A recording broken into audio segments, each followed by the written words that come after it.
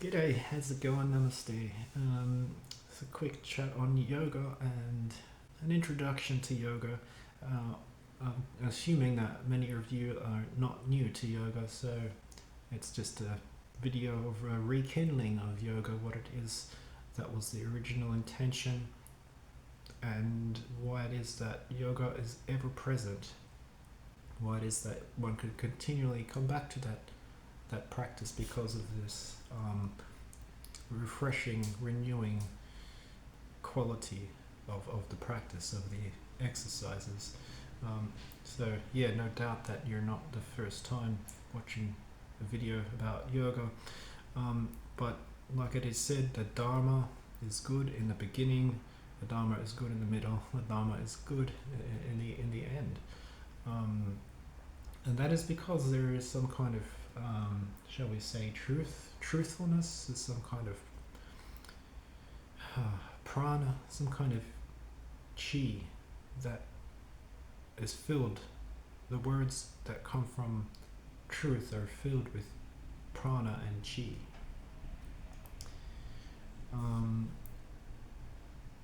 Yoga has the quality of, it's like going to the well, a well that is always going to be there. And the yoga, your spiritual fountain of youth, the yoga, the best thing that an individual can do is basically perfect that vessel, that empty vessel. The empty vessel makes the loudest noise, and have that vessel so prepared to carry that water from the well back into the hungry mouths for the refreshment of the spirit, the vitalization of the spirit. So you may be saying, Sadhu, enough with these metaphors. All I can say is that, look, there are many styles of yoga. There, traditionally speaking, there are many. Everything is a yoga, but to find your particular style of yoga, let's start with hatha. The hatha is a well, it's a solar and lunar balancing energy exercise. So it's not really like a tightrope walk. It's nothing that you have to sort of learn. For me, the stillness and the movement are the manifestations of the solar and the lunar energies. Knowing how to approach stillness in terms of maximizing the potential awareness that one can bring into these graceful moments of stillness, these opportunities for self-reflection.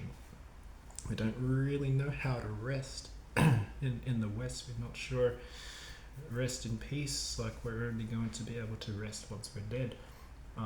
And R&R, relaxation and restfulness, is sort of plagued and bombarded with entertainment and variable options of, distracting oneself from the truth. Now, it isn't to say that one has to be completely anti-materialistic. Again, it's the value which one can bring into the fullness of presence and awareness, the fleeting nature of the restful opportunity. That's what can bring, I think, maybe one's full potential to experience.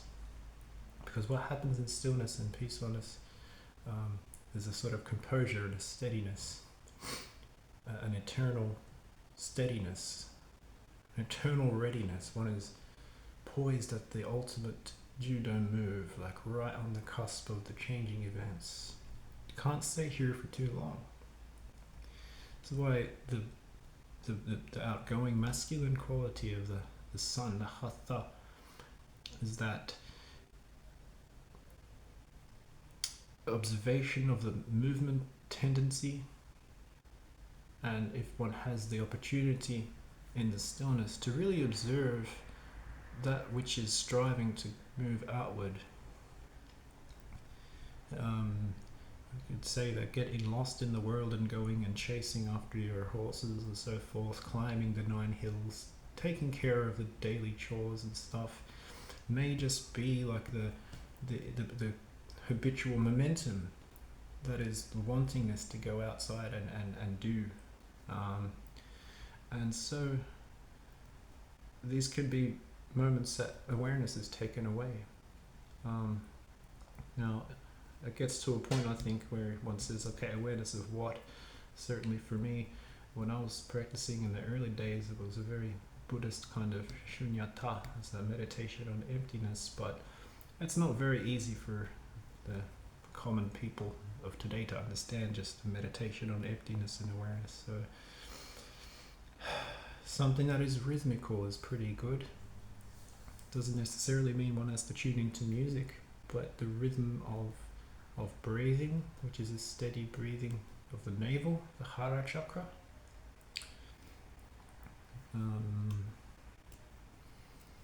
Observation of natural cycles and so forth.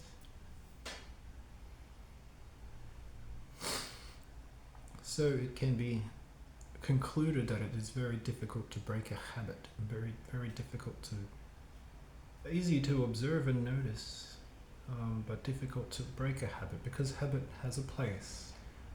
The slow-moving natural cycle can't very simply be switched over to something else. A new style of course of living or something like this is very difficult.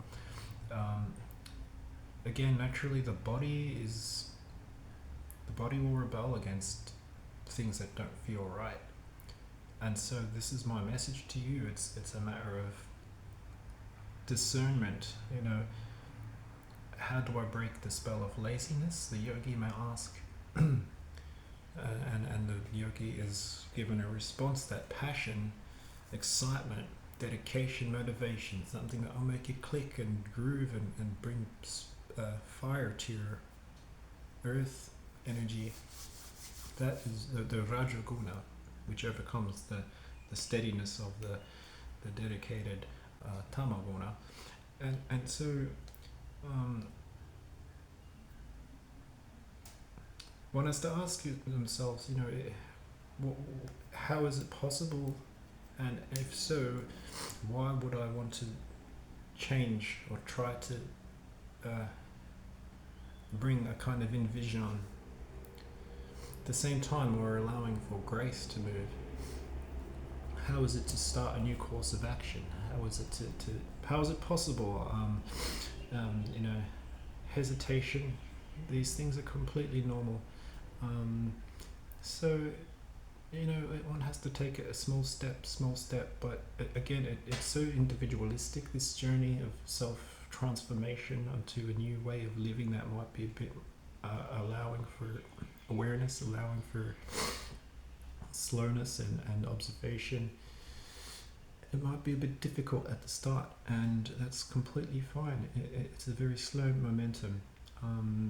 Think about what is said in these communities here, that we're sort of trying to undermine hundreds of years of ancestral programming, which doesn't mean anything that drastic. It could be that it was better and easier back then. We're just sort of tapping into that knowledge, but also there was a lot of 20th century was crazy with the war and uncertainty and everything. So moments for opportunities of peaceful, tranquil, still self-reflection. It's not a calling card to a analysis by paralysis. It's not a what you've got to think about aside from yourself endlessly. True reflection is churning the milk of experience to clarify, observing the fruit of the action. That is how one is known. So it's set in the Bible, and reflecting on the kind of truthful reflection of the present, somehow aligning oneself in the best way possible to bring forward the future manifestation. So there's a visual component. Before reaching that visual component, the alignment is primary. sitting in alignment. It starts in the body and it ends in the body. It starts with the very present moment of the body, located in time and space. This, whatever you call it, described it as a prison of rotting flesh, or it's the vessel that will take you to the further shore. I'm not saying that either perspective is correct. One begins to understand with these kind of pushes and pulls, the heart and the thought, not getting caught up in the world of duality, but exactly how the motivating factors which form the perception of the body in the natural world. It's not an easy black and white thing, because in essence everything, we're all connected, and I don't mean that in a cliched hippie way. I mean that as you start to delve in with a bit more of awareness and breathing and close observation, something that doesn't change that much. And that's just the essential connectedness that we have with all of nature, and we can probably go an octave higher than that and suggest an observation of one's energetic interrelations with people and the systems of which one's involved with, the technologies, the chi, the devices, the timingness, the routines.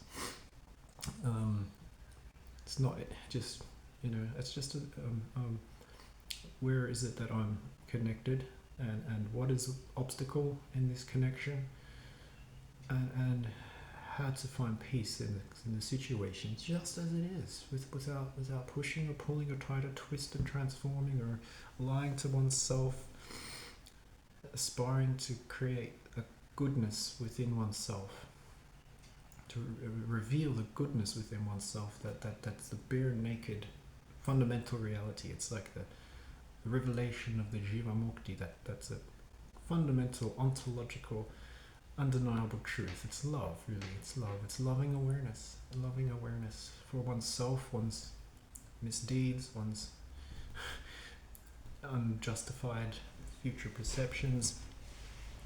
One has to have a kind of tolerance for one's actions and decisions and words and momentum that got you here, that might not be exactly where you want to be, but who knows exactly where you want to be? I mean, it's not up to anybody aside from the universal flow of things. So, to recap, we have an observation of the body, a kind of impetus toward understanding yoga, which would mean an understanding of the body, stillness and movement, the qualities of the body, like what Buddha said. This is the fundamental of the Buddhism, which is when walking, walk, when standing, stand, when sitting, sit, just don't waver. And then after the body is comfortable, shall we say, tranquil, an innate call towards an awareness of good relaxation, like an awareness of good rest, not the stupid distracting rest, the understanding of the temporality of opportune moments of rest. And of course then this reintegration, what description of a video will be complete without a reintegration, which is aligning that potential energy that is found dormant when stillness is like the roll call of all the fragmented parts and emotional dismemberment that one has within family, friends, responsibility and so forth. The stillness, the light of awareness, it just sucks you forward into that single point, like a vacuum or a plug of a bath that's just been, everything rushes towards the present moment. How can that then be directed toward the future? It's a turning of the bull. It's a strenuous activity.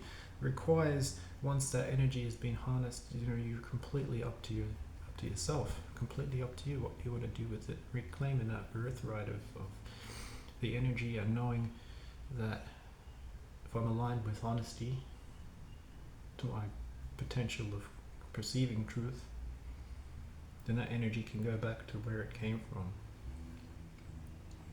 where it should go, and allowing for the universe to, trusting yourself, trusting the universe that it's going to go to where it needs to go, because there are much bigger forces at play, and we're just like a little dot of the one wave of the ocean that comes back to shore.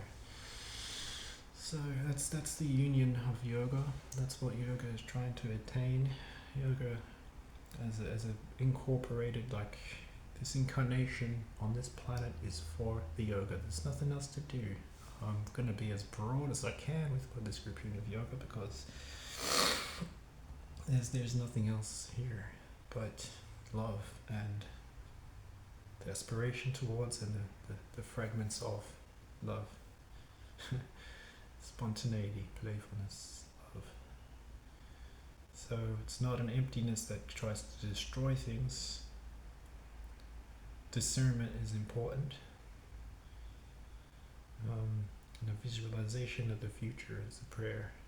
So yoga with hope, but hope with faith, which is the faithfulness that others may have found. Fundamental teachings and scriptures that are found in those yoga texts, they'll help. They really do help. Because the past isn't always something to be disregarded. We have two natures here. We got one foot in the past, one foot in the future, and that's how it should be. And that's a conjoint moment occurs right here in that solar plexus.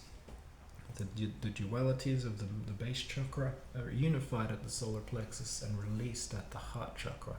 Solar plexus builds all this momentum, fiery energy, and then the heart is the meeting point of the higher universal energy to take that spiritual energy and have it adequately ordinated onto those realms of activity, of which one serves their higher self manifest in a leap of faith unto the outside world. So here we are. Thank you very much for tuning in. I think I've got it in a nutshell. Hopefully it's not too complicated. Yoga again is a very elongated way of saying, just find peace, tranquility, and through your steadiness, then you can really understand what it means to move and create something beautiful in this life, because there's not really much else to do. Hare Om. Namaste.